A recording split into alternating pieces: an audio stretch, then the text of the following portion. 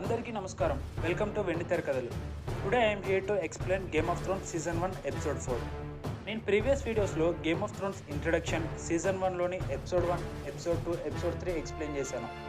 మీరు ఆ వీడియోస్ చూడకపోతే ముందు ఆ వీడియోస్ చూసి తర్వాత ఈ వీడియో చూడండి. అప్పుడు నేను చెప్పేది చాలా బాగా అర్థమవుతుంది. ఆ వీడియోస్ లింక్ కింద డిస్క్రిప్షన్లో ఇచ్చాను. Please watch it. Okay, let's move in to our topic. Game of థ్రోన్స్లో సీజన్ 1 ఎపిసోడ్ 4 పేరు cripples, bastards and broken things. ఈ ఎపిసోడ్కి ఆ పేరు ఎందుకు పెట్టారో మనం వీడియో లాస్ట్లో చూద్దాం. ఈ ఎపిసోడ్ స్టార్టింగ్లో బ్రాన్ ఒక విల్లు పట్టుకొని దేన్నో వెతుకుతూ పరిగెడుతూ ఉంటాడు. తను వెతికేది 3-eyed రేవెన్ కోసం. 3-eyed రేవెన్ అంటే 3 కళ్ళు ఉండే కాకి. ఈ ఎపిసోడ్లోనే కాదు, బ్రాన్ చాలా ఎపిసోడ్స్లో ఆ 3-eyed రేవెన్ కోసం వెతుకుతూ ఉంటాడు. అసలు ఆ 3-eyed రేవెన్కి బ్రాన్కి సంబంధం ఏంటి, తన కళ్ళలో ఎందుకు కనిపిస్తుంది అనేది మనకి అప్కమింగ్ సీజన్స్లో రివీల్ చేస్తారు. 3-eyed రేవెన్కి చాలా మంచి రోల్ ఉంటుంది గాడ్ సిరీస్లో. అయితే బ్రాన్ అలా పరిగెత్తుకుంటూ వెళ్ళేది కలలో అనమాట. తను కళ నుండి ఉడిక్కిబడి లేస్తాడు. తర్వాత థియోన్ గ్రేజాయ్ బ్రాన్ రూమ్లోకి వచ్చి బ్రాన్ని కిందికి రమ్మంటాడు. నిన్ను చూడటానికి కొంతమంది గెస్ట్లు వచ్చారు అని చెప్తాడు. నేను ఎవరిని కలవని, నాకు ఇంట్రెస్ట్ లేదని చెప్తాడు బ్రాన్. ఇప్పుడు వింటర్ఫెల్కి రాబ్ స్టార్క్ లార్డ్, నేను అతను చెప్పింది వింటాను, నువ్వు నేను చెప్పింది వినాలని హోడోర్ని పిలిచి బ్రాన్ని ఎత్తుకొని కిందికి తీసుకొనిరా అని చెప్తాడు థియోన్ గ్రేజాయ్. ఈ సీన్లో మనకు కనిపించే అతను థియోన్ గ్రేజాయ్. ఇతను బేలాన్ గ్రేజాయ్ కొడుకు. వీళ్ళ రాజ్యం పేరు ఐరన్ ఐలాండ్స్. అయితే ఇతను చిన్నప్పుడు నెడ్ స్టార్క్ బేలాన్ గ్రేజాయ్ని ఓడించి ఆ రాజ్యం నెడ్ స్టార్క్ కంట్రోల్లో ఉంచుకొని థియోన్ గ్రేజాయ్ని తెచ్చి వింటర్ఫెల్లో పెంచుకుంటాడు. నెడ్ స్టార్క్ అండ్ తన పిల్లలందరూ థియోన్ని బానిసలో ఎప్పుడు చూడరు, మంచి ఫ్రెండ్ లాగే చూస్తారు. మనకి ఈ సీన్లో కనిపించే ఇంకొక కొత్త క్యారెక్టర్ హోడోర్. ఇతను తన చిన్నప్పటి నుండి వింటర్ఫెల్లో స్టార్క్స్ దగ్గరే పెరుగుతూ ఉంటాడు. ఇతను హోడోర్ అనే మాట తప్ప ఇంకేమీ మాట్లాడదు. అసలు తను హోడోర్ అనే వర్డ్ తప్ప ఇంకెందుకు వేరేదేది మాట్లాడారనేది అప్కమింగ్ సీజన్స్లో తెలుస్తుంది. ఒక మంచి ట్విస్ట్ తోటి ఉంటుంది ఆ సీన్. తర్వాత టిరియన్ లానిస్టర్ వింటర్ఫెల్కి వస్తాడు. అంటే లాస్ట్ ఎపిసోడ్లో జాన్ స్నో టిరియన్తో చెప్తాడు కదా, కుదిరితే మీరు కింగ్స్ ల్యాండింగ్కి వెళ్ళే దారిలో వింటర్ఫెల్కి వెళ్ళి బ్రాన్ని కలవండి. అందుకని టిరియన్ వచ్చి బ్రాన్ని కలుస్తాడు వింటర్ఫెల్లో. కానీ రాబ్ స్టార్క్ టిరియన్ లానిస్టర్కి సరైన స్వాగతం చెప్పడు, గౌరవం లేకుండా మాట్లాడతాడు. అది టిరియన్కి నచ్చదు. పోయినసారి వచ్చినప్పుడు బాగానే రిసీవ్ చేసుకున్నారు కదా, ఇప్పుడు ఏంటి ఇలా అని అంటాడు టిరియన్. రాబ్ స్టార్క్ అలా బిహేవ్ చేయడానికి కారణం లానిస్టర్స్ బ్రాన్ని చంపాలనుకోవడం. దానివల్ల రాబ్ టిరియన్ లానిస్టర్తో అలా బిహేవ్ చేస్తాడు. కానీ టిరియన్ మాత్రం చాలా మంచివాడు, బ్రాన్ని చాలా బాగా పలకరిస్తాడు. అంతేకాకుండా బ్రాన్ హార్స్ రైడ్ చేయడానికి వీలుగా ఉండేటట్టు హార్స్ మీద కూర్చోవడానికి చైర్ లాంటిది ఒకటి స్కెచ్ గీపిస్తాడు. దాన్ని బ్రాన్కి ఇచ్చి హ్యాపీగా ఉండమని చెప్తాడు టిరియన్. ఇదంతా ఏంటి, ఎందుకు నువ్వు బ్రాన్కి హెల్ప్ చేస్తున్నావు, ఇది ఒక ట్రిక్ లాగా అనిపిస్తుంది అని అంటాడు రాబ్ స్టార్క్. నా మనసులో బాస్టర్డ్స్కి, క్రిపుల్స్కి అండ్ బ్రోకెన్ థింగ్స్కి ప్లేస్ ఉంటుంది, వాళ్ళ మీద నాకు సాఫ్ట్ కార్నర్ ఉంటుందని చెప్తాడు టిరియన్ లానిస్టర్. అందుకే ఈ ఎపిసోడ్ పేరు కూడా క్రిపుల్స్, బాస్టర్డ్స్ అండ్ బ్రోకెన్ థింగ్స్ అని పెట్టారు. అప్పుడు రాబ్ స్టార్క్, నువ్వు బ్రాన్కి హెల్ప్ చేస్తున్నావు, అందుకని మా వింటర్ఫెల్ ఆతిథ్యం తీసుకోండి అని అంటాడు. మీ ఫాల్స్ హాస్పిటాలిటీ నాకు అవసరం లేదు, బయట బ్రోతల్ హౌస్లో 2 బెడ్స్ తీసుకొని అక్కడ ఉంటామని చెప్పి కోపంగా వెళ్ళిపోతాడు టిరియన్ లానిస్టర్. ఆ నెక్స్ట్ సీన్లో థియోన్ గ్రేజాయ్ వచ్చి టిరియన్తో మాట్లాడతాడు. నువ్వు బ్రోతల్ హౌస్కి వెళ్తే అక్కడ రోజ్ అనే ఒక అమ్మాయి ఉంటుంది, తను మంచి కంపెనీ ఇస్తుందని చెప్తాడు థియోన్ గ్రేజాయ్. ఇంతకీ లేడీ స్టార్క్ ఎక్కడ, ఆవిడ నన్ను ఎందుకు రిసీవ్ చేసుకోలేదని అడుగుతాడు టిరియన్ లానిస్టర్. లేడీ స్టార్క్ ఒంట్లో బాగాలేదని చెప్తాడు థియోన్. మీ నాన్న బేలాన్ గ్రేజాయ్ నిన్ను ఇలా పనోడ్లా చూస్తే ఎంత బాధపడతాడో ఆలోచించావని టిరియన్ గ్రేజాయ్తో వెటకరంగా అంటాడు. దానికి థియోన్ ఫీల్ అవుతాడు. సారీ నిన్ను బాధ పెట్టినందుకు, ఈరోజు నా మైండ్ అసలు బాగాలేదు అని చెప్తాడు టిరియన్ లానిస్టర్. అలా చెప్పి అక్కడ నుండి వెళ్ళిపోతాడు. తర్వాత క్యాసిల్ బ్లాక్ సీన్ చూపిస్తారు. అక్కడికి శామ్వెల్ టర్లీ అనే వ్యక్తిని తీసుకొచ్చి అక్కడ జాయిన్ చేస్తారు. ఇతను హౌస్ టార్లీకి సంబంధించిన వాడు. ఇతను హార్న్ హార్లే అనే ప్లేస్ నుండి వస్తాడు. శామ్వెల్ చాలా తెలివైన వాడు, బాగా చదువుకున్నవాడు. ఇతనికి బాగా బుక్స్ చదవడం అలవాటు. కానీ ఇతను చాలా పిరికివాడు, భయస్తుడు. ఇతను వాళ్ళ రాజ్యంలో పనికిరాడని శామ్వెల్ నాన్న, అన్నయ్య వాళ్ళు ఇతన్ని వాల్కి నైట్ వాచింగ్ కోసం పంపించేస్తారు. ఇతను కూడా ఈ సిరీస్లో చాలా ఇంపార్టెంట్ క్యారెక్టర్. రాబోయే ఎపిసోడ్స్లో జాన్ స్నోకి మంచి ఫ్రెండ్ అవుతాడు. అయితే ఇతను క్యాసిల్ బ్లాక్లో నైట్ వాచర్స్తో ప్రాక్టీస్ కోసం చేసే ఫైట్లో ఓడిపోతాడు. శామ్ని కింద పడేసి కొడుతుంటారు. అప్పుడు జాన్ స్నో వాళ్ళని ఆపి శామ్తో మాట్లాడతాడు.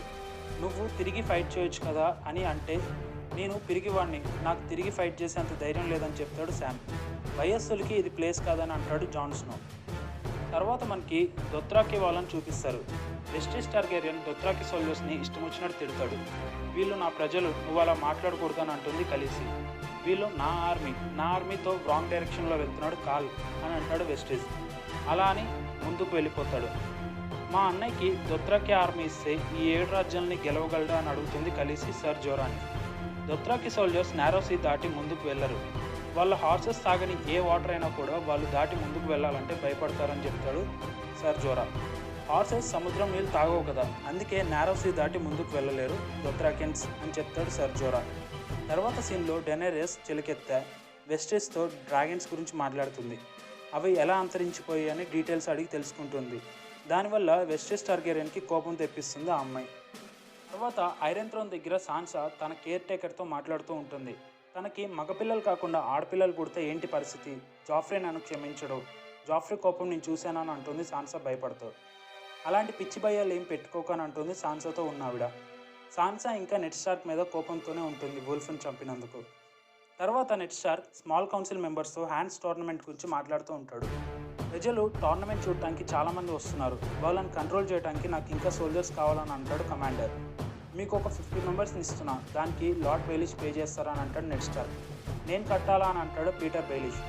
అవును, టోర్నమెంట్ ఛాంపియన్షిప్ మనీని పర్సులో పెట్టుకున్నప్పుడు ప్రజల శాంతి భద్రతల కోసం కూడా మనీ స్పెండ్ చేయాలా అంటాడు నెడ్ స్టార్క్. నేను కూడా నా తరపున 20 మంది సోల్జర్స్ని ఇస్తాను అని చెప్తాడు నెడ్ స్టార్క్. ఇప్పుడు ఈ సీన్లో వచ్చిన కమాండర్ రెండిల్ టర్లీ, ఇతనే శామ్వెల్ టర్లీ ఫాదర్. తర్వాత అందరూ వెళ్ళిపోతారు, కానీ నెడ్ స్టార్క్ గ్రాండ్ మాస్టర్తో మీతో జాన్ ఆరెన్ డెత్ గురించి మాట్లాడాలని అంటాడు. జాన్ ఆరెన్ చాలా మంచివాడు, అనుకోకుండా అలా చనిపోయాడు, నేను అతన్ని కాపాడలేకపోయానని అంటాడు మాస్టర్. జాన్ ఆరెన్ చనిపోయే ముందు రోజు నా దగ్గరకు ఒక బుక్ కోసం వచ్చాడని చెప్తాడు గ్రాండ్ మాస్టర్. ఏం బుక్, అది నేను చూడాలని అంటాడు నెడ్ స్టార్క్. అప్పుడు గ్రాండ్ మాస్టర్ 7 కింగ్డమ్స్ హిస్టరీకి సంబంధించిన ఒక బుక్ తీసుకొచ్చి నెట్కి ఇస్తాడు.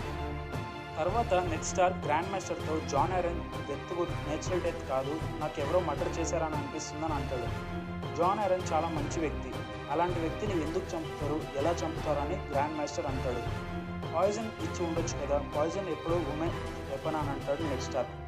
అనవసరమైన ఆలోచనలతో మైండ్ డిస్టర్బ్ చేసుకోవద్దు అని చెప్తాడు గ్రాండ్ మాస్టర్.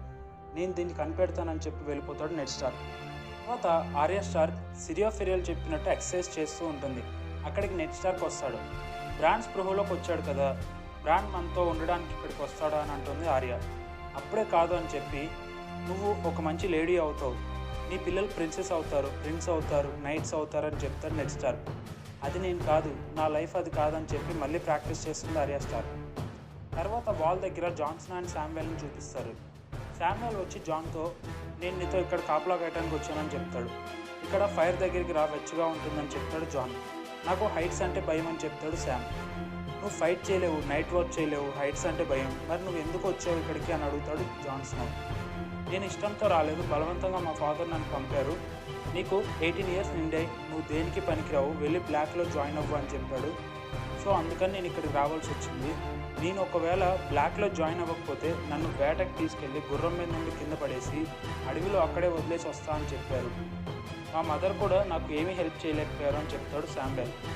సార్ అలీసర్ నాతో రేపు కూడా ఫైట్ చేపిస్తారేమో అని భయమేస్తుంది, నేను అసలు బెటర్ పర్సన్ అవ్వలేను అని చెప్తాడు శామ్. నువ్వు ఇంతకంటే వర్స్ కూడా అవ్వలేవు అని చెప్తాడు జాన్సన్ నవ్వుతూ. ఇక్కడ జాన్ పాజిటివ్ వేలోనే చెప్పాడు. వాళ్ళ ఫ్రెండ్షిప్ తర్వాత ఎపిసోడ్స్లో చాలా బాగుంటుంది. తర్వాత నెడ్ స్టార్క్ పీటర్ బెయిలిష్ మాట్లాడుకుంటూ ఉంటారు. మీరు ఇక్కడ ఎవరిని నమ్మడానికి వీల్లేదు, ఇక్కడ పనిచేస్తున్న వాళ్ళు లార్డ్ వేరిస్ మనుషులు, క్వీన్ మనుషులు, అంతెందుకు నా మనుషులు కూడా ఉన్నారని చెప్తాడు. మీరు ఎవరిని పూర్తిగా నమ్మకండి అని చెప్తాడు లిటిల్ ఫింగర్. జాన్ ఆరెన్ చనిపోయే ముందు తరచూ ఒక ఆర్మర్ని కలిసేవాడు, కావాలంటే మీ మనిషిని పంపి జాన్ ఆరెన్ అసిస్టెంట్ అయిన సర్ హ్యూగ్ ఆరెన్ని కనుక్కోండి అని చెప్తాడు లిటిల్ ఫింగర్. ఆర్మరర్ అంటే ఆయుధాలు తయారు చేసేవాడు అనమాట. తర్వాత నెడ్ స్టార్క్ దగ్గర పనిచేసే జోరీ వెళ్ళి సర్ హ్యూగ్ని కలుస్తాడు. ఆ తర్వాత నెడ్ స్టార్క్ అండ్ జోరీ ఇద్దరు ఆర్మరర్ని కలవడానికి వెళ్తారు. అక్కడ ఆ షాప్ ఓనర్ని జాన్ ఆరెన్ ఎందుకు ఇక్కడ తరచూ వచ్చేవాడని అడుగుతాడు. ఒక అబ్బాయిని చూడటానికి వచ్చేవాడని చెప్తాడు ఆ ఓనర్. నేను ఆ అబ్బాయిని ఒకసారి చూడాలని నెడ్ స్టార్క్ అంటాడు. అప్పుడు ఆ ఓనర్ గెన్రీ అనే ఒక అతన్ని పిలుస్తాడు. అతన్ని నెడ్ స్టార్క్ జాన్ ఆరెన్ నిన్ను ఎందుకు కలిసేవాడని అడుగుతాడు. నన్ను కలిసి నా పని గురించి, మా అమ్మ గురించి క్వశ్చన్స్ అడిగేవాడని చెప్తాడు గెన్రీ. ఎవరు మీ అమ్మ, ఎలా ఉంటారని అడుగుతాడు నెడ్ స్టార్క్. మా అమ్మ చిన్నప్పుడే చనిపోయారు, తను ఎల్లో హెయిర్తో ఉంటుందని చెప్తాడు గెన్రీ. వెంటనే నెడ్ స్టార్క్కి విషయం అర్థమయ్యి కొంచెం టెన్షన్ పడుతూ బయటికి వెళ్తుంటాడు. వెళ్ళే ముందు ఆ ఓనర్తో, నేను ఆ అబ్బాయిని ఒకరోజు పిలుస్తాను, ఆ రోజు నేను పిలిచే రోజు తను కత్తి తయారు చేసే వాళ్ళ కాదు, కత్తిని కంట్రోల్ చేసే వాళ్ళ ఉండాలని చెప్తాను నెడ్ స్టార్క్. నెడ్ స్టార్క్ అర్థమైన విషయం ఏంటంటే గెన్రీ కింగ్ రాబర్ట్ యొక్క బాస్టర్ సన్. అందుకే జాన్ ఎరన్ కూడా గెన్రీని తరచూ కలిసేవాడు. అండ్ ఇప్పుడు నెడ్ స్టార్క్ కూడా టెన్షన్ పడటానికి రీజన్ అదే.